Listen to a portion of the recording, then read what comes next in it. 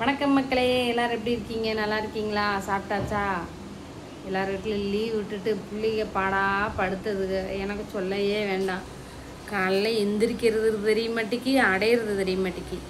இந்த 3 பிள்ளை குட்டிங்களை வச்சுக்கிட்டு நான் படுற அவஸ்தை இருக்கே, ரொம்ப கஷ்டமாக இருக்குங்க. ஆனால் சுகமான ஒரு கஷ்டம். பிள்ளைங்க தானே, என்ன நல்லா பகலில் தூங்கினோன்னு ஆசையாக இருக்குங்க. ரொம்ப நாள் ஆச்சுங்க. நேற்று ஒரு 1/2 மணி நேரம் தூங்குனீங்க. ஒரு 1/2 மணி நேரம் எங்கள் வீட்டுக்காரர் இருந்ததுனால தைரியமாக ஒரு 1/2 மணி நேரம் தூங்கினேன். அவர் இல்லைன்னா தூங்க முடியாது. பிள்ளைய ஏதாவது எங்கேயாவது விழுந்துருங்களோ, ஏதாவது பஞ்சாயத்து விழுந்துட்டு வந்துடுவாங்களோ அப்படின்ட்டு அதே சிந்தனையாக இருக்கும். ஒரு தாத்தா கீரை வைக்க வந்தார். கீரைங்கிறது அவர் சொல்லி எனக்கு கீழே அப்படின்னு. காலையில் ஒரு அண்ணன் வந்து முளைக்கீரைங்கிற எனக்கு முறைக்கிற அப்படின்னு கேட்குது. ஒரே சிரிப்பு தான் போங்க. பிள்ளை குட்டிகளை வச்சுக்கிட்டு இப்படித்தாங்க என் லைஃப் ஓடுது. இதில் அக்கம் பக்கத்தில் பஞ்சாயத்து வேற இழுத்துட்டு வந்துடுறது. அப்பப்போ வந்து தண்ணி, காப்பி, பால் கொடு, டீ கொடு. இது வேற இன்னைக்கு வந்து ஒரு நூடுல்ஸ் பாக்கெட் அவன் காலையில் எங்கள் வீட்டுக்காரர் வியாபாரத்துக்கு கிளம்புனாருங்க இன்னைக்கு. ஏன்னா நாளைக்கு சரஸ்வதி பூஜை, ஏதாவது பழசு வரும். ஏன்னா எல்லோரும் வீட்டை க்ளீன் பண்ணி ஒதுங்க வைப்பாங்கல்ல. அதனால் பார்த்திங்கன்னா கொஞ்சம் பழசு இருந்தால் போடுவாங்க. பிளாஸ்டிக்கு, பித்தாளை, சிலுவர், இரும்பு. சரஸ்வதி பூஜைனால வீட்டை சுத்தம் பண்ணுவாங்க இல்லையா. போனது வந்தது எல்லாம் வந்து பழசில் வண்டி வந்தால் போடுவாங்க. அதனால் இன்றைக்கி ஒரு நாள் வியாபாரம் நல்லா ஓடும். நான் போயிட்டு வரேன்னாரு. இந்த பையன் ஒவ்வொன்று அழுகிறான். நைட்லேருந்து காய்ச்சலா சுந்தரு நானும் வருவேன்னு அழுகிறான். அவன் அழுகவும் ஒரு 50 ரூபா கையில் கொடுத்து பிள்ளைகளுக்கு ஏதாவது சாயந்தரம் வரைக்கும் செலவுக்கு 50 ரூபா கையில் கொடுத்து ஏதாவது வாங்கி கொடு அப்படின்ட்டு போயிட்டார். இவன் என்ன செஞ்சான், என்னை எப்பயும் போல் கடைக்கிட்டு போனான். நான் என்ன நினச்சேன், பால், காப்பித்தூள், பிஸ்கட்டு சாயந்தரம் வரைக்கும் வாங்கி வச்சுக்கிடுவோம். பால் கேட்க போட்டு கொடுப்போம். அவர் 2 பிஸ்கட்டாக கொடுப்போம் நினச்சி கூப்பிட்டு போனேன். அவன் என்ன செஞ்சான், 35 ரூபாய்க்கு நூடுல்ஸை முன்னாடி வச்சுருக்காங்க. கையை காமிச்சு வேணும் வாங்கி கொடுறின்னு அழுகுறான். சரி, ஜுரம் வேறு அடிக்குது, வேறு வழியில் வாங்கி கொடுப்போன்ட்டு கூப்பிட்டு போயிட்டேன்.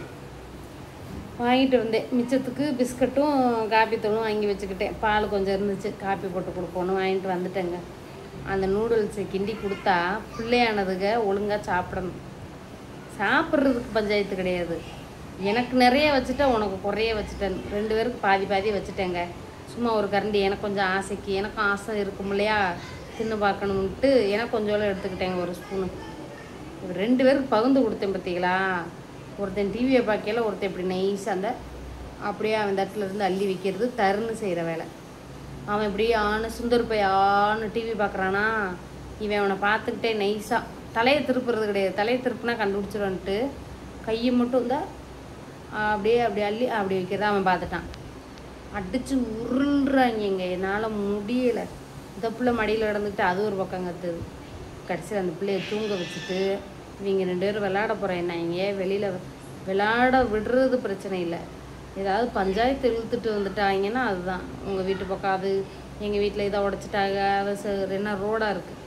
என் பிள்ளைய அங்கே தனியாக விளாண்ட பிள்ளைய, காட்டுக்குள்ளே நம்ம வீடு இருக்கா, அக்கம் பக்கத்தில் யார் வீட்டுக்கும் போக மாட்டாங்க. அதனால் எந்த வம்பும் கிடையாது. என் பிள்ளை என் வீட்டுக்குள்ளேயே இருக்கும்.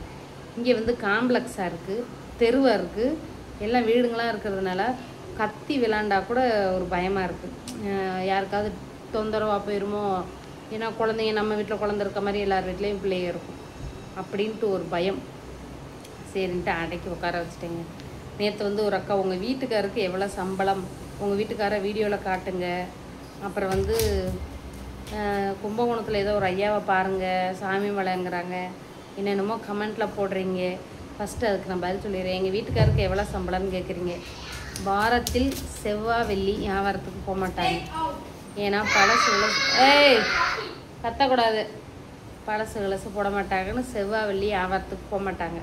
இப்போ அது என்னன்னா, தெருவில் வர்றாங்க அப்படின்னா பழசு கொடுக்கணும்ல. நம்ம ஊர் பக்கம் ஐதீகம், செவ்வாய் வெள்ளி பழசு போட மாட்டாங்க. புதுசு வாங்குவாங்க, ஆனால் பழசு போட மாட்டாங்க அப்படின்ட்டு வாரத்தில் செவ்வாய் வெள்ளி விலைக்கு போக மாட்டார். எப்பயும் ஞாயிற்றுக்கிழமை பிள்ளைங்க வீட்டில் இருக்கிறதுனால ஞாயிற்றுக்கிழமை ஒரு நாளைக்கு என்னைக்காவது போக மாட்டார். வாரத்தில் அப்புறம் ஏதாவது வெளியில் போக வேற வேண்டிய சூழ்நிலை இருந்தால் அதில் ஒரு நாள் கட்டாயிரும். வாரத்தில் எங்கள் வீட்டுக்கார் 2 நாள் 1 நாள் இப்படித்தாங்க வியாபாரத்துக்கு போவார். 2 நாளைக்கு மேலே போனால் அதுவே அதிகம்தான் எங்கள் வீட்டுக்காரருக்கு. அதை வச்சு தான் எங்கள் பழப்பு ஓடுது. சம்பளம்லாம் கிடையாதுங்க. ஏதாவது வியாபாரத்துக்கு போய் பழசு வருது இல்லையா, அதை உடச்சி அதில் ஏதாவது தேர்மான்னு பார்த்து கடையில் போடுவோம். நாங்கள் வந்து பட்டறை தாங்க வச்சுருந்தோம்.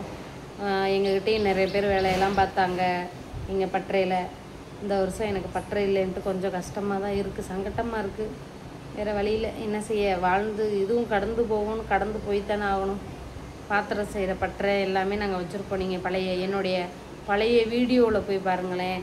என் சேனலை தொட்டு வீடியோஸ்ன்னு இருக்கும், அதை தொட்டு ஓல்டஸ்ட், நியூவஸ்ட், பாப்புலர் அப்படின்னு 3 வார்த்தை வரும்.